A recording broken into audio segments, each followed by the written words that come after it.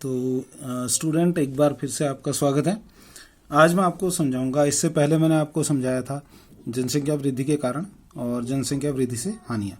अब इस वीडियो में मैं आपको समझाऊंगा जनसंख्या नियंत्रण के उपाय। जनसंख्या को कैसे नियंत्रित किया जा सकता है, बहुत इंपॉर्टेंट टॉपिक है और फ्यूचर में काम आने वाली चीज़ भी है और पास होने के लिए भी बहुत इंपॉर्टेंट टॉपिक है। आपको इसको गौर से समझना चाहिए और याद करना चाहिए।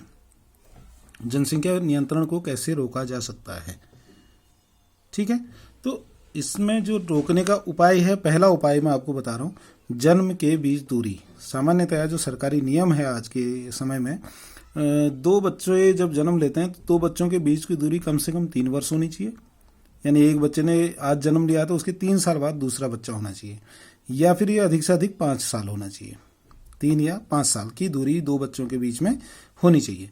लेकिन ऐसा होता नहीं है। हमारे यहाँ जो है जनरली 1.5 साल का, 2 साल का, 2.5 साल का अंतर दो बच्चों में होता है। ऐसी स्थिति में अगर कम दूरी में अगर बच्चे होते हैं तो ऐसे में माँ को खतरा हो सकता है। तो इसीलिए एक डिस्टेंस रखी गई है दो बच्चों के बीच की दूरी। वैसे कम से कम 5 साल होना चाहिए, 5 नहीं तो कम से कम 3 साल तो होना ही चाहिए। 3 साल से कम होता है तो माँ को खतरा हो सकता है। और अगर 5 साल रखें तो वो बहुत अच्छा समय होता है। 5 साल में होता क्या है कि माँ की स्थिति पूरी ठीक हो जाती है, जिससे माँ दूसरे बच्चे को जन्म दे सकती है। दूसरा, अधिक आयु में विवाह। जनसंख्या नियंत्रण का दूसरा उपाय है अधिक आयु में विवाह। वैसे तो आज पढ़ते लिखते बच्चों को, चाहे बालिकाएं हों या बालक हों, वे उनको 22, 23, 24 साल पढ़ते लिखते हो जाते हैं, उसके बाद ही उनकी शादी होती है। लेकिन विवाह जो है देर में हो तो अच्छा ही है। कई हमारे आज भी अनभिज्ञ लोग जो हैं बच्चों की जल्दी शादी कर देते हैं, तो उससे जो है जनसंख्या बढ़ती है। तो नियंत्रण करने के लिए हमें विवाह की आयु जो है वो बढ़ानी चाहिए। जो सरकारी नियम है वो बालिका जो है 18 वर्ष की होनी चाहिए और बालक जो है 21 वर्ष का होना चाहिए। लेकिन इसके बाद हो विवाह तो और भी अच्छा है। तो ये जो है आपका जनसंख्या नियंत्रण के लिए हमें विवाह जो है की उम्र अधिक रखनी चाहिए। तीसरा है प्रजनन निरोध। प्रजनन निरोध जो है, कई सारी ऐसी चीज़ें हमारे परिवार कल्याण संबंधी बाजार में उपलब्ध हैं जिनको हम लोग जानते तो हैं, लेकिन हमें उसको बाजार से खरीदने में और या परचेज करने में हमको उसको शर्म आती है। तो प्रजनन निरोध, कई सारे ऐसी चीज़ें बाजार में उपलब्ध हैं जो गर्भ निरोधक का काम करते हैं। जैसे कि कई सारे गर्भ निरोधक गोलियाँ हैं, है ना। जैसे आपका सहेली एक टैबलेट आती है और आपके कई सारे आई पिल्स करके आती हैं, बहुत सारी टैबलेट आती हैं महिलाओं के लिए। और पुरुषों के लिए आपका जो कंडोम निरोध का प्रयोग किया जाता है, या फिर महिलाओं के लिए सर्विकल पाउच करके आता है। तो इन चीज़ों का अगर प्रयोग करते हैं तो उससे जो है प्रजनन को रोका जा सकता है। उम्र जो है, जो दो बच्चों के बीच की दूरी है उसको हम बढ़ा सकते हैं। यहाँ जो मैं बता रहा था वही चीज़ यहाँ भी है। प्रजनन निरोध, प्रजनन को रोकने के लिए जो व्यावहारिक कारण हम लोग जो बाहरी चीज़ें यूज़ करते हैं वो प्रजनन निरोध के अंतर्गत आती हैं। अगला कारण है, तो इनका यूज़ करना चाहिए और इससे जो है हमें जो है शर्म नहीं आनी चाहिए, इनका अच्छे से प्रयोग करना चाहिए। अगला है इसमें जो जनसंख्या नियंत्रण का अगला उपाय है, उचित शिक्षा का प्रबंध होना चाहिए। जैसे मैंने इससे पहले भी आपको समझाया था कि शिक्षित तो होते हैं लेकिन उन्हें जानकारी नहीं होती है। लेकिन शिक्षित जो है, आज का वर्ग जो है काफ़ी शिक्षित है। वैसे मैं इससे पहले आपको जब मैंने जनसंख्या पढ़ाया था तो उसमें मैंने दिखाया कि उसमें जो जनसंख्या वृद्धि दर है वो लगातार कम हो रही है। वो कहीं ना कहीं शिक्षा उसके पीछे कारण है। मैंने आपको पहले ही दरें दिखाई हैं इसकी, मैं एक बार फिर से आपको दिखाऊं। जनसंख्या वृद्धि की दर ये आपको दिख रही है, ठीक है। ये भारत का है जनसंख्या वृद्धि दर। यहाँ 1.72 है, यहाँ 1.91, 2.7। ये लगातार लगभग 1985 तक ये बढ़ा है और उसके बाद फिर ये कम होना शुरू हो गया है ना। ये 1.6, 1.4, लास्ट में 0.99 आ गया है 2020 में। तो ये कहीं ना कहीं एजुकेशन इसके पीछे कारण है। लोग जो है एजुकेटेड हो गए हैं और एजुकेटेड होने के बाद जो है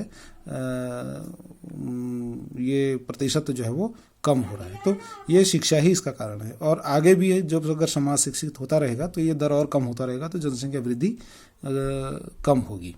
इसके बाद अगला है कानूनी व्यवस्था करना। कानूनी व्यवस्था, जैसे कि चाइना इसके पीछे एक उदाहरण है हमारा। चीन जो है, ये आपको शायद थोड़ा धुंधला हो रहा है, मैं क्लियर कर दे रहा हूँ। हाँ, चीन जो है, चीन में एक नियम बना हुआ है कि एक बच्चा होना चाहिए वाला नियम था, वो अब हटा दिया गया है। तो वो नियम इसीलिए बनाया गया था जनसंख्या को रोकने के लिए। तो ऐसा ही इंडिया में भी कोई एक कानून होना चाहिए जिससे कि भारत की जनसंख्या को बढ़ने से रोका जाए। ठीक है। अगला इसमें परिवार कल्याण संबंधी कार्यक्रमों का बढ़ावा देना। परिवार कल्याण, ये पहले परिवार समाज, पहले ये आपका परिवार नियोजन कहलाता था, अब इसको परिवार कल्याण नाम दिया गया है। तो परिवार कल्याण संबंधी कार्यक्रमों का बढ़ावा देना। परिवार कल्याण संबंधी नियम क्या है?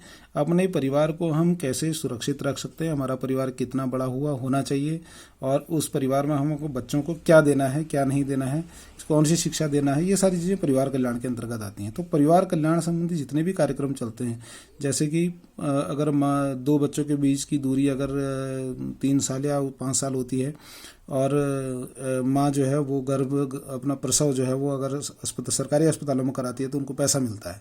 तो इनकी जानकारी जो अगर लोगों को होगी तो लोग उसकी ओर बढ़ावा बढ़ाएंगे, अपने आप उस ओर बढ़ेंगे। साथ में बच्चों को फ्री टीके लगाए जाते हैं, तो इसकी भी जानकारी लोगों को होना चाहिए। और आपके जो स्वास्थ्य केंद्र होते हैं वहाँ से कॉन्डम्स फ्री में मिलते हैं, ये जानकारी लोगों को नहीं होती है। और लोग अगर जाते हैं बाजार लेने के लिए या दुकानों में या हॉस्पिटल में तो वो शर्माते हैं, ले नहीं पाते हैं। तो ये सारी चीज़ें हैं, इन कार्यक्रमों को बढ़ावा देना चाहिए। अगला है अभियानों का व्यापक प्रचार प्रसार करना। जो परिवार कल्याण संबंधी अभियान होते हैं, इनका इतना प्रचार प्रसार होना चाहिए, मेरा मानना है कि इनका इतना प्रचार प्रसार होना चाहिए कि लोगों को यह बोलते हुए शर्म ना आए। अच्छी चीज़ों की शर्म नहीं करनी चाहिए। तो अगर हमें मार्केट में कोई सामान ऐसा लेना है, अगर हमें कोई एक गर्भ निरोधक गोली लेनी है महिला को, तो वह बाजार में गर्भ निरोधक गोली लेने के लिए घबराती हैं, उनको कहने में शर्म आती है। इसका इतना एडवर्टीजमेंट करना चाहिए, दिमाग में इतना इनके नाम बैठा देने चाहिए कि उसको बोलना इसको आसान लगे। ठीक है। तो अगर वह आसानी से बाजार से दवाइयाँ ले सकती हैं, लेती हैं, तो इससे क्या होगा, गर्भधारण कम होगा, तो जनसंख्या नियंत्रण में रहेगी। तो ये सारी चीज़ें, तो इनके एडवर्टीजमेंट इतना करना चाहिए। परिवार कल्याण संबंधी जितने भी कार्यक्रम होते हैं इनके बहुत ज़्यादा प्रचार प्रसार होना चाहिए, जिससे लोगों को बोलने में कोई हिचकिचाहट ना हो। ठीक है। तो ये अभियानों को व्यापक प्रचार प्रसार दिया जाना चाहिए। तो ये है हमारा आज का टॉपिक, जनसंख्या नियंत्रण के उपाय। क्या क्या है? जन्म के बीच दूरी कितनी होनी चाहिए? 3 या 5 साल। अधिक आयु में विवाह की उम्र अधिक होनी चाहिए। प्रजनन निरोध, हमें जो कई सारी जो व्यवस्थाएं होती हैं उनको यूज़ करना चाहिए, जैसे कि आपका गर्भ निरोधक गोलियां हैं, या आपका कॉपर टी यूज़ होती है महिलाओं में, और कई सारी चीज़ें हैं। इसके बाद ये सारी चीज़ों का यूज़ होना चाहिए। अगला है उचित शिक्षा प्रबंध। शिक्षा का मैंने बहुत बड़ा उदाहरण आपको दे दिया है। लगातार हमारा जो बर्थ रेट है वो कम होता चला जा रहा है।